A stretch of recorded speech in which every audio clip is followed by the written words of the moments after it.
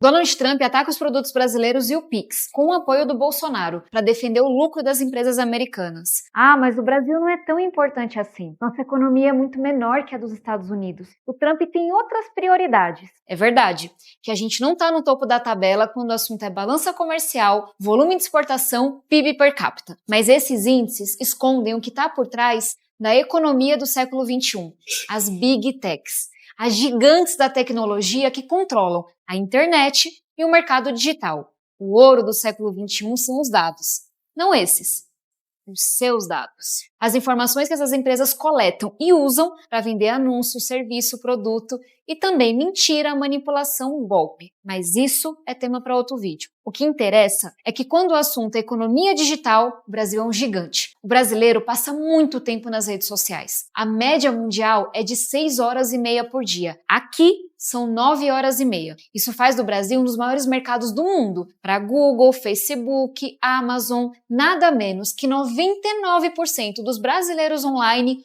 usam WhatsApp. E aí, a gente chega onde eu queria. Você já ouviu falar do WhatsApp Pay? É o sistema de pagamento do WhatsApp para fazer transferências dentro do app. Se você não conhece, é porque você não precisa. Você já usa um método melhor, o Pix. Ele não precisa de cartão, é gratuito, instantâneo e cá entre nós. Ele não está numa plataforma lotada de golpistas de perfil falso de cobrança, de gente se passando por parente pedindo dinheiro. Pix impediu que serviços americanos como WhatsApp Pay, Google Pay, Apple Pay e PayPal dominassem o mercado brasileiro de pagamentos digitais. Ele já movimentou 60 trilhões de reais em transações desde a sua criação. Foram 26 trilhões só em 2024. Agora vamos pensar aqui o que aconteceria se em vez do Pix, o Brasil todo tivesse adotado o WhatsApp Pay. Como acontece com qualquer empresa de tecnologia, depois de estabelecer monopólio, o WhatsApp ia passar a cobrar. Ou você acha que ia ser de graça para sempre? Se essa taxa fosse de 1%, que é menos do que Visa e Mastercard cobram na maquininha, os 26 trilhões de reais movimentados pelo Pix ano passado renderiam 260 bilhões para empresas americanas. Para você ter uma ideia, dava para bancar o pé de meia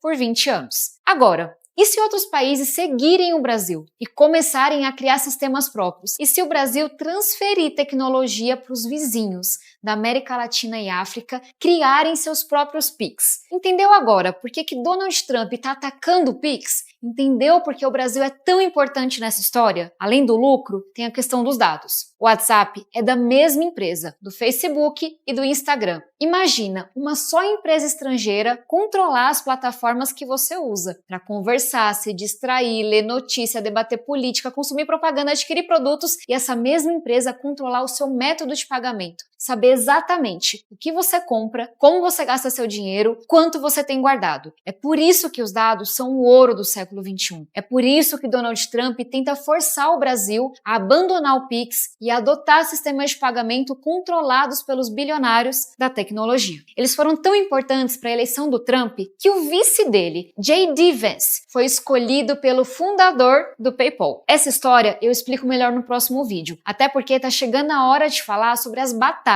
que a gente vai ter que enfrentar para proteger a nossa liberdade e a nossa soberania digital. É o nosso futuro que está em jogo. E outros países, inclusive os Estados Unidos, já entenderam isso. Se o Brasil não agir agora, vai ser tarde demais. Compartilhe esse vídeo com o máximo de pessoas. Pô, tô aqui em Paris e eu quero ver se o Pix vai funcionar. Vou testar aqui, depois a gente vai ver. Beleza? Vamos que vamos, é Brasil! Vamos ver se eles aceitam o Pix. Olha a carteira.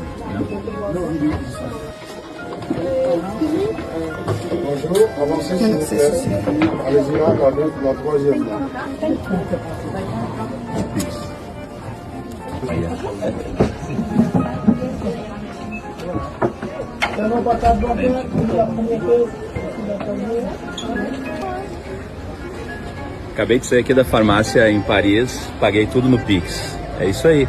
Por isso que eles estão indignados. O Pix está tomando o mundo e a gente pode provar. Vamos que vamos. Lição número 1. Não se negocia com terrorista. O que os Estados Unidos estão fazendo com o Brasil é um ataque terrorista. É um ataque que coloca o medo como uma forma de barganha para que eles tenham acesso aos nossos minerais, tenham acesso à nossa economia e que a gente fique de joelhos aos desejos do Trump, que é um fascista declarado. O que ele tem feito nos Estados Unidos em relação aos imigrantes, que ele tem feito, inclusive, para quem deseja o visto para entrar nos Estados Unidos, olhando redes sociais, e se tiver qualquer crítica contra ele, não entra nos Estados Unidos, independente do país, isso já deveria ser motivo suficiente para as pessoas compreenderem que essa pessoa não é digna de qualquer tipo de negociação. Aí tem pessoas que vêm com o argumento de que o Japão fechou um acordo, de que a União Europeia fechou um acordo com o Trump. Acontece que essas regiões, esse bloco, esse país, eram países que tinham uma questão comercial vantajosa para eles frente aos Estados Unidos. Então, eu sou contrário à política do Trump, mas ela faz algum tipo de sentido. Agora, no Brasil, não. O Brasil sempre foi deficitário, sempre importou muito mais do que exportou. Então, esse argumentinho, os outros negociaram e o Brasil não cola, porque o objetivo do Trump não é negociar. O governo brasileiro tem tentado de todas as formas negociar as tarifas. Não está numa luta ideológica como a extrema-direita brasileira diz que o Lula não está fazendo o seu papel por ideologia. Quem está atuando na lógica política ideológica são os Estados Unidos e motivados, em grande parte, pela família Bolsonaro e pela extrema-direita brasileira. E eu lembro, toda vez que alguma autoridade brasileira tentou negociar, o Eduardo Bolsonaro disse que iria boicotar e fazer de tudo para que o acordo não fosse colocado em prática. A gente não pode deixar nossa soberania de lado, a gente não pode se ajoelhar, a gente não pode fazer com que um país estrangeiro possa incidir no nosso judiciário e determine como o judiciário tem que atuar. Um outro país incidindo sobre o Brasil, isso não existe nenhuma hipótese. Quem argumenta isso ou é mau caráter ou precisa estudar um pouco mais. Não caia nessas mentiras. O governo brasileiro sempre deixou as portas do diálogo abertas, sempre buscou negociar. Agora, chegou o momento que a gente vai ter que se posicionar pela soberania nacional. E quem atacar o governo brasileiro está atacando o Brasil. E não só o presidente Lula. Resistimos até aqui, agora é hora de derrotar o fascismo. Ninguém faz nada sozinho, até a vitória sempre. Eu sou gringa e eu fiz um vídeo 2 semanas atrás falando sobre como o mundo está tão orgulhoso e admirando como o Lula está tratando o Trump. E agora é mais ainda, gente. Mano, isso aqui dá uma alegria total. No New York Times, com o Lula, assim, ninguém está indo contra o Trump igual o presidente do Brasil.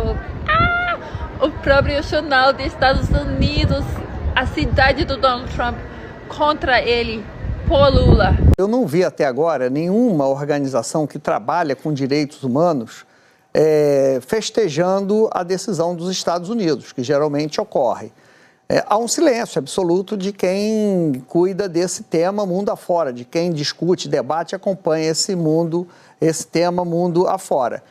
O que eu vi foram manifestações de donos de Big Techs elogiando as sanções ao ministro Alexandre de Moraes. Portanto, donos de empresas que tiveram seus interesses contrariados por decisões da justiça brasileira, especificamente do Alexandre de Moraes. Então, foi o dono da Rumble que escreveu ali, dizendo que finalmente temos um governo que agora protege os cidadãos, os interesses americanos, etc., etc. E o dono da Getter, que também é uma rede social que reúne ali extrema-direita, conservadores, ele foi detido no aeroporto por decisão do Moraes para um interrogatório. Ele tinha sido porta-voz do Donald Trump na primeira campanha. Então, é uma pessoa ligada ao Trump, e quando ele volta aos Estados Unidos, ele compara a conduta dos agentes da Polícia Federal, a conduta dos policiais da Gestapo, etc., etc. Esse é um episódio ali que chegou mais próximo do Trump, né? De decisões da Suprema Corte, em especial do Alexandre de Moraes. Então, o que nós temos até agora, 17 horas e 11 minutos, são manifestações de donos de empresas que tiveram seus interesses contrariados em processos judiciais e de políticos, mas tudo bem. Os políticos aqui, os bolsonaristas, isso aí faz parte, eles estão atrás disso.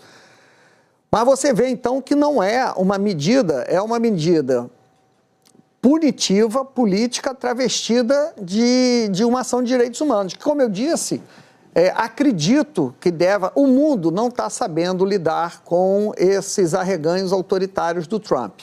nem mesmo dentro dos Estados Unidos, nem na Europa. Ninguém está sabendo lidar, né?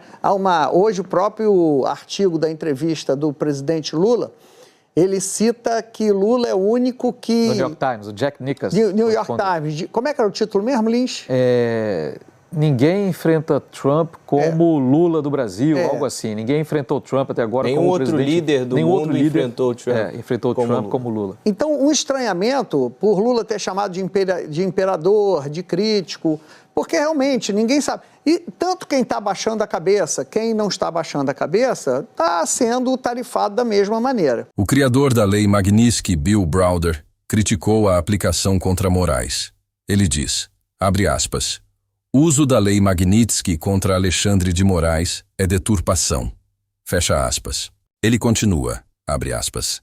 A lei Magnitsky foi estabelecida para impor sanções a graves violadores dos direitos humanos e pessoas que são culpadas de cleptocracia em larga escala. Fecha aspas. E completa, abre aspas. Ela não foi criada para ser usada para vinganças políticas. O uso atual da lei Magnitsky é puramente político e não aborda as questões de direitos humanos para as quais ela foi originalmente elaborada. E como tal, é um abuso das intenções da lei. Fecha aspas.